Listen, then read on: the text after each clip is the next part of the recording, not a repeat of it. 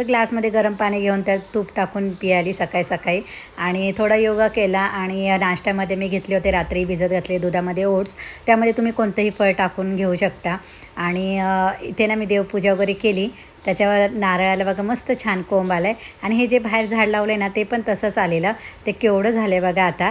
आणि ही आजची रांगोळी आहे. रोज मी जास्त मोठी रांगोळी काढत नाही, रोज अशा छोट्या छोट्याच रांगोळ्या काढते. आणि कोको माझी वाट बघतो आहे घरात येण्यासाठी. आणि सकाळी चपाती भाजी झालीच होती. तर बोला दुपारच्याला कोणती भाजी करू. तर आमच्या शेजारच्या ताई आहेत ना त्यांनी ही टाकळ्याची भाजी आणून दिली. तर ही जास्त करून बघा कोकणातच येते. आणि माझ्या मामीला तर फार आवडते ही भाजी. याच्यात काही जास्त नाही टाकायला लागत, फक्त कांदा लसूण आणि हिरवी मिरची टाकली ना तरी खरंच खूप छान होते. आणि त्याचबरोबर भाताबरोबर मी आज कटाची आमटी केलेली, एकदम मस्त अशी घट्ट. त्याच्यामध्ये थोडी डाळ ठेवायची, खूप छान होते. तर तुम्हाला आवडते का टाकळ्याची भाजी आणि तुमच्याकडं कोणत्या पद्धतीत करतात ही मला कमेंट करून नक्की सांगा.